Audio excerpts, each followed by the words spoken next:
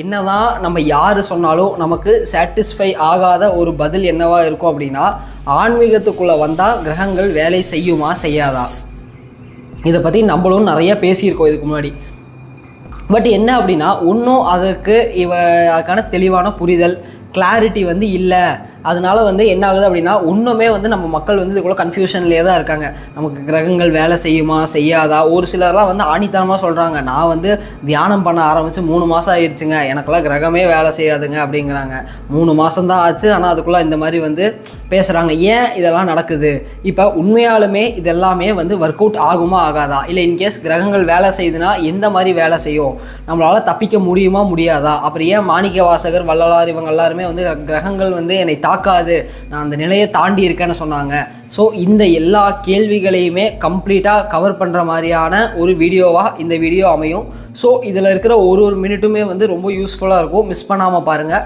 இதுக்கு முன்னாடி நீங்கள் நம்ம சேனல் இப்போ தான் புதுசாக பார்க்குறீங்கன்னா, இந்த வீடியோவோட முன்னாடி 2-3 பார்ட்ஸ் இருக்கும். அது எல்லாமே பார்த்துட்டு வந்துட்டீங்க அப்படின்னா உங்களுக்கு இந்த ஒரு ஜேர்னியில் கண்டினியூ பண்ணுறதுக்கு ரொம்ப ரொம்ப ஈஸியாக இருக்கும், ரொம்ப எளிமையாகவும் இருக்கும்.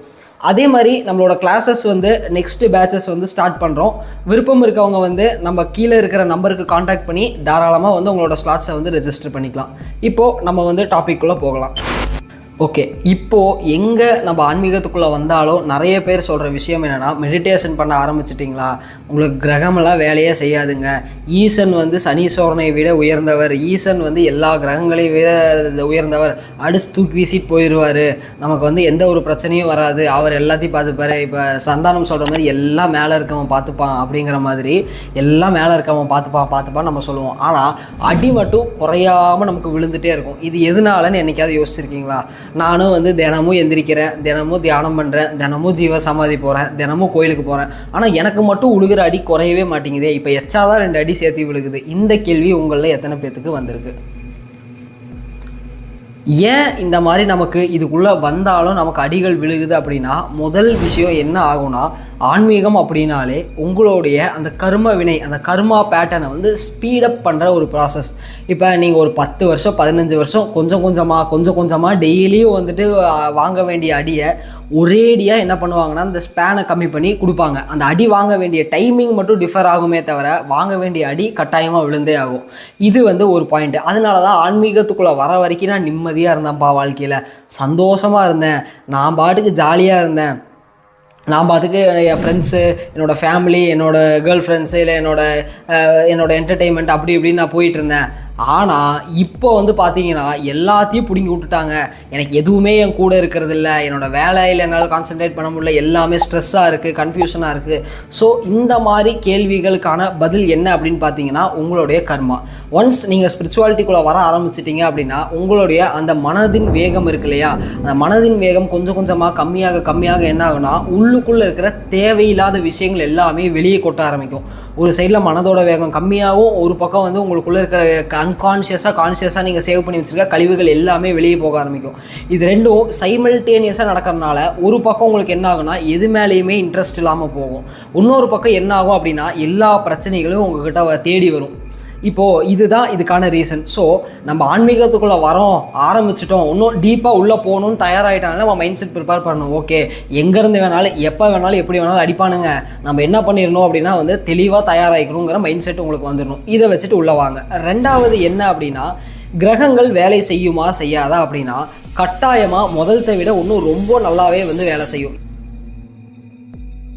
ஏன் அப்படின்னா, இங்கே இந்த கான்செப்ட் நம்ம கனெக்ட் பண்ணுவோம். அந்த கர்மா கான்செப்ட் படி என்ன அப்படின்னா, நம்ம சொன்னோம் இல்லையா, இந்த கர்மா சீக்கிரமாக தீரணும் அப்படின்னு. ஸோ அப்போ இந்த கர்மாவை இந்தந்த டைமுக்கு கொடுக்கணும் அப்படின்னு டிட்டர்மைன் யார் பண்ணியிருக்கா அப்படின்னா, நம்மளுடைய கிரகங்கள் தான்.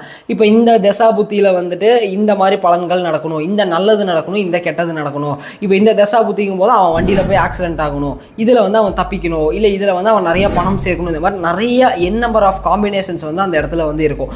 ஸோ இப்போ நீங்கள் இந்த மெடிடேஷன் குள்ள போகும்போது என்ன ஆகுனா, உங்கள் கர்மா ப்ராசஸ் ஸ்பீடப் ஆகும். அப்போ அந்த கோள்களோட ஆதிக்கம் என்ன ஆகுனா, முதல் இருந்ததை விட உங்கள் மேலே அதிக அளவில் இந்த கிரகங்கள் ஆதிக்கம் செலுத்த ஆரம்பிக்கும். இதை எத்தனை பேர் உணர்ந்திருக்கீங்க அப்படின்னு தெரில. இன்கேஸ் இல்லை அப்படின்னா இதுக்கப்புறம் கொஞ்சம் உங்களை அனலைஸ் பண்ணி பாருங்கள். இதுக்கு முன்னாடி உங்களோட லைஃப் பேட்டர்னை கொஞ்சம் நீங்கள் தெளிவாக பார்த்தீங்க அப்படின்னா உங்களால் கண்டுபிடிச்சிட முடியும் இது என்ன நடந்துட்டு இருக்கு அப்படின்னு.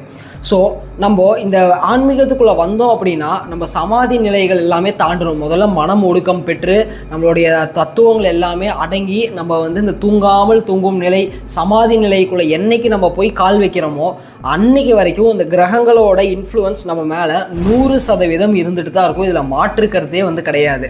சரிங்களா? அதனால நான் போயிட்டு வந்து அந்த பரிகாரம் பண்ணுறேன், இல்லை நான் இந்த பயிற்சி பண்ண ஆரம்பிச்சிட்டேன், என் குருஜி சொல்லிட்டாரு, என் குரு சொல்லிட்டாரு, என்னை எந்த கிரகமும் எதுவும் செய்யாது, என் மாஸ்டரை நான் பார்த்துப்பாரு அப்படின்னா தலையெல்லாம் கட்டி தொங்க விட்டு தண்ணிக்குள்ளே இறக்கிடுவாங்க. அதனால பார்த்துக்க. ஸோ நீங்கள் இப்போ ஆன்மீகத்துக்குள்ளே வரீங்க அப்படின்னா கிரகங்கள் உங்களை வந்து இன்ஃப்ளூயன்ஸ் பண்ணும். அப்போது நீங்கள் என்ன பண்ணணுன்னா எந்தெந்த தசாபுத்தி எந்தெந்த காலங்கள் எப்படி இருக்கோ அதுக்கு தகுந்த மாதிரி நீங்கள் செயல்பாடுகளை வச்சுக்கிட்டீங்க அப்படின்னா ஈஸியாக இதுலேருந்து தப்பிச்சு போகிறக்கு ஒரே லூப் ஹோல் இது தான். நிறைய பேர் என்ன பண்ணுவாங்க அப்படின்னா வந்துட்டு ஜாதகமும் கையுமாவே வாழ்நாள் பூரா சுற்றுவாங்க. அது நம்ம பண்ணக்கூடாது. அது வந்து என்ன ஆயிரும் அப்படின்னா அது வந்து ஒரு தப்பு ஆயிரும். அதே மாதிரி அது ஒரு ஓசிடி மாதிரி போயிடும். இப்போ எதுக்கு எடுத்தாலும் வெளியே போகிறக்குன்னா டைம் பார்க்குறது, ஜாதகம் பார்க்குறது, இல்லை நான் அதை பண்ணுறதுக்கு இதை பண்ணுறதுக்கு எல்லாத்துக்குமே எல்லாம் பார்க்கக்கூடாது. உங்கள் லைஃப்பில் மேஜர் டிஸ்டன்ஸ் எடுக்கிறீங்களா, இல்லை நீங்கள் வந்துட்டு என்ன மாதிரி கேரக்டரிஸ்டிக்ஸை நீங்கள் பில்ட் பண்ணிக்கிறீங்க. இப்போ நேற்று வரைக்கும் பார்த்தீங்கன்னா உங்களோட கேரக்டரிஸ்டிக்ஸ் ஒரு மாதிரி இருந்திருக்கும், திடீர்னு இன்னிலேருந்து மாறி இருக்கும். என்னடா திடீர்னு ஒரு சேஞ்ச் வந்திருக்கு, இந்த கடைசி ஒரு வாரமாக மட்டும் என்னோட பையனோட கேரக்டரில் பிஹேவியரில் மாற்றம் தெரியுது, இல்லை என்னோடதில் மாற்றம் தெரியுது அப்படின்னா அப்போ நீங்கள் உங்களோட தசா புத்தி எடுத்து பார்த்தீங்கன்னா ஒன்றும் திசை இல்லைன்னா புத்தி அந்தரம், இந்த மூணில் ஏதோ ஒன்று வந்து கண்டிப்பாக மாறி இருக்கும். அது மாறும்போது அப்படியே அந்த கேரக்டரல் ஷிஃப்ட் வந்து உங்களுக்குள்ளே மாறும். ஸோ இந்த மாதிரி இப்போ ஒன்றும் இல்லை, சுக்கிர புத்தி நடந்துட்டு இருக்குன்னு வைங்களா, அது வரைக்கும் பையன் வந்து பணம் காசு வேலைன்னு வந்து ஓடிட்டே இருந்திருப்பான். திடீர்னு கேது புத்தி அப்படின்னு வந்துருச்சுன்னா பையன் அது எல்லாமே விட்டுட்டு எது மேலேயுமே இன்ட்ரெஸ்ட்லாம் போயிடும். திடீர்னு கோயிலாக சுற்ற ஆரம்பிப்பான், ஜீவசமாதி போக ஆரம்பிப்பான், நான் யாருன்னு தேட ஆரம்பிப்பான். இந்த மாதிரி டீப்பான திங்கிங்குள்ளே போக ஆரம்பிப்பான். மறுபடியும் அடுத்த புத்தி வரும்போது இது அப்படியே கொஞ்சம் கொஞ்சமாக மாறி போயிடும். ஸோ இப்படித்தான் நம்மளை வந்து இந்த கிரகங்கள் வந்து இன்ஃப்ளூயன்ஸ் பண்ணுது. ஏன் அப்படின்னா நம்ம இந்த கர்மா வினையில் வந்து இந்த வாழ்க்கையில் எனக்கு இந்த மாதிரி அப்பா அம்மா, நான் வந்து பணக்காரனாக பிறக்கணும், ஏழையாக பிறக்கணும், நான் இந்த படிப்பு படிச்சிருக்கணும், என்னோட கேர்ள் ஃப்ரெண்ட் எப்படி இருக்கணும், என்னோட பாய் ஃப்ரெண்ட் எப்படி இருக்கணும், நான் வாழ்கிற இடம் எப்படி இருக்கணும், எனக்கு இந்த சந்தோஷம் இருக்கணும், இந்த பிரச்சனை இருக்கணும்னு நம்ம தான் எல்லாத்தையுமே வந்து டிட்டர்மைன் பண்ணிட்டு வரோம். இந்த இடத்துல இங்கே போயிட்டு வேறு யாரும் அங்கே உட்காந்து இறைவன் உட்காந்து கையில் வச்சு இப்படி ஆணியில் வச்சு எழுதுறதோ இல்லை மேலேருந்து இந்த போன்னு துரத்தி விடுறதெல்லாம் கிடையாது. நம்ம என்னோட எனக்கு ஆல்ரெடி இவ்வளோ வினை நான் சேர்த்து வச்சுருக்கேன்ப்பா, இதை இந்த ஒரு பிறவியில் எவ்வளோ என்னால் கழிக்க முடியும் அப்படின்னு ஒரு அமௌண்ட் எடுத்துப்பாங்க. அதை கழிக்கிறதுக்கு நான் என்னென்னலாம் பண்ணால் இந்த வினைகளை கழிக்க முடியும் அப்படின்னு பார்ப்பாங்க. ஓகேங்களா? அப்போது அதுக்கு தகுந்த மாதிரி இந்த இடத்துல நான் வந்து இப்படி நல்ல ஆரோக்கியமாக பிறக்கணுமா, இல்லை இந்த உடலில் இந்த பிரச்சனையோட பிறக்கணுமா, இல்லை வந்து எனக்கு ஏதாவது ப்ராப்ளம் இருக்கணுமா, எனக்கு வந்து அப்பா அம்மா இருக்கணுமா, இல்லை இருக்கக்கூடாதா, இல்லை ஒருத்தர் தான் இருக்கணுமா, இந்த மாதிரி செவரல் காம்பினேஷன்ஸ் போட்டு நீங்கள் தான் இறங்கி வருவீங்க இந்த இடத்துல. இப்போ நமக்கு இந்த இடத்துல வந்து இந்த உடலுக்குள்ளே வந்ததுக்கப்புறம் நமக்கு என்ன தெரியாதுன்னா இந்த எந்த நாலேஜ் எந்த ஒரு அறிவுமே இருக்காது. நம்மளோட ஆன்ம அறிவுக்குள்ளே எல்லாமே ஒளிஞ்சிட்டு இருக்கும். நீங்கள் பயிற்சிகளுக்குள்ளே கொஞ்சம் கொஞ்சமாக போக போக போக என்ன ஆகுனா உங்களுக்கே தெரிய வர ஆரம்பிக்கும் நம்ம ஏன் இங்கே வந்திருக்கோம், நம்மளுடைய இந்த பர்பஸ் என்ன. என்கிட்ட நிறைய பேர் கேட்பாங்க என்ன அப்படின்னா நான் எதுக்காக இந்த பூமிக்கு வந்திருக்கேன், நான் என்ன பண்ண வந்திருப்பேன். அதை வந்து நீங்கள் என்கிட்டயோ இல்லை வெளியே இருக்கிற யாருக்கிட்டையோ எங்கேயுமே போய் கேட்கக்கூடாது. அது வந்து உங்களுக்கு தான் நீங்கள் தேட ஆரம்பிக்கணும். அதுக்குன்னு சும்மா உட்காந்து தேடுனீங்க அப்படின்னா கண்டிப்பாக கிடைக்காது. இந்த மாதிரி உங்களுடைய ஆன்மீக பயிற்சிகளுக்குள்ளே போக போக அந்த ஆன்ம ஒளி அதிகமாக என்ன ஆகுனா உங்களுக்கே அதை வந்து வெளிச்சம் போட்டு காட்ட ஆரம்பிக்கும். ஓகே, நீ இதுக்காக தான் வந்திருக்க, இந்த வேலையை செய்கிற, இந்த பிறவியில் இந்த வேலை செஞ்சால் போதும், முடிச்சிடலாம் அப்படின்னு வந்துடும். ஸோ அதனால் நீங்கள் இந்த மாதிரி எடுத்துக்கங்க. அதே மாதிரி வந்து பார்த்தீங்கன்னா கிரகங்கள் எப்படி இன்ஃப்ளூயன்ஸ் பண்ணணும் ஒரு சின்ன எக்ஸாம்பிள் சொல்கிறேன் பாருங்களேன். உங்களுக்கு நம்ம கோவிட் வந்துச்சு இல்லைங்களா, எல்லாத்துக்குமே தெரியும் கோவிட் வந்தது. அது முன்னாடியே வந்து நிறைய பேர் வந்து கணிச்சாங்க இந்த மாதிரி கண்டிப்பாக ஏதோ ஒரு பேண்டமிக் வரப்போகுது. ஏன் அப்படின்னா வந்துட்டு இதே பேட்டர்ன் வந்து இதுக்கு முன்னாடி ஒரு 100 சம்திங் ஏதோ ஒரு குறிப்பிட்ட வருடங்களுக்கு முன்னாடி வந்து இதே பேட்டர்ன் வந்து வந்திருக்கு. அப்போது இந்த மாதிரி மிகப்பெரிய உயிரிழப்பு நடந்துச்சு. இதே கோவிடோட பேட்டர்ன் அடுத்த குறிப்பிட்ட இயர்ஸுக்கு அப்புறம் அந்த கிரகங்கள் எல்லாமே அதே திருப்பி பிளேஸ்மெண்ட்டுக்கு வரும்போது இதே பேட்டர்ன் நடக்கும். இப்போ வந்து பார்த்தீங்க அப்படின்னா நம்ம வந்து இந்த போர் நடக்கிறது, இப்போ இருக்கிற சூழ்நிலை வந்து என்ன மாதிரி அமைஞ்சிருக்கு அப்படின்னு வந்து பார்த்தீங்கன்னா இந்த கிரகங்கள் எல்லாமே வந்துட்டு ஒரு யுத்த களம் இருக்கிற மாதிரி அமைஞ்சிருக்கு. எல்லாமே வந்து போர், கண்டிப்பாக பிரச்சனைகள் வர்றது, மிகப்பெரிய ப்ராப்ளம்ஸாக கிரியேட் பண்ணுறது, நம்ம வந்து அணுகுண்டு, அணு ஆயுதம், மிசைல்ஸு, இது எல்லாமே நம்ம யூஸ் பண்ணுற மாதிரி ஒரு போர் கால அடிப்படையில் வந்து என்னென்னலாம் நடக்குமோ அது எல்லாமே செயல்படுத்திருக்கு. அதாவது இதுக்கு முன்னாடி இருந்த காலத்தில் எப்படி போர் நடந்துச்சோ அந்த காலத்தில் இருக்கிற கருவிகளை வச்சு நடந்திருக்கும்.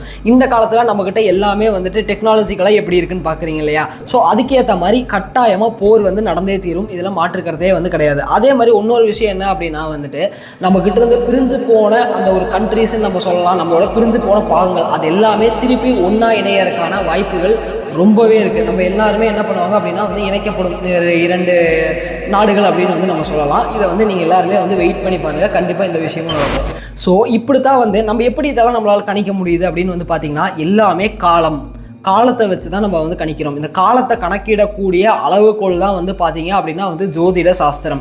இந்த ஜோதிட சாஸ்திரத்துக்குள்ளே போனீங்க அப்படின்னா வந்துட்டு ஒவ்வொரு கிரகங்கள் வந்து எப்படி வந்து ஆதிக்கம் செலுத்துது, ஏதோ இப்போ வந்து 2 கிரகங்கள் இருக்குன்னா இது 2 இப்போ ரொம்ப சிம்பிளுங்க. இப்போ உங்ககிட்ட வந்துட்டு 2 கலர் இருக்குது, black colour white colour, 2 mix பண்ணிங்கன்னா உங்களுக்கு என்ன கலர் வரும்? கிரே கலர் வரும்.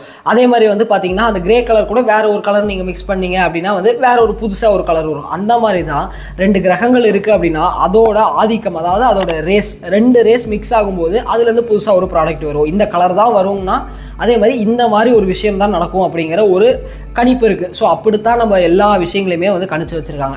அதுக்குன்னு இந்த கிரகங்களை தாண்டி நம்மளால் போகவே முடியாதா அப்படின்னா கண்டிப்பாக நம்மளால் போக முடியும். அதை போகிறக்கான வழி தான் வந்து பார்த்தீங்க அப்படின்னா வந்து ஆன்மீகம் அப்படிங்கிற இந்த அழகான வார்த்தை. இந்த ஒரு வார்த்தைக்குள்ளே தான் வந்து பார்த்தீங்கன்னா ஒட்டுமொத்த ரகசியமே இருக்குது.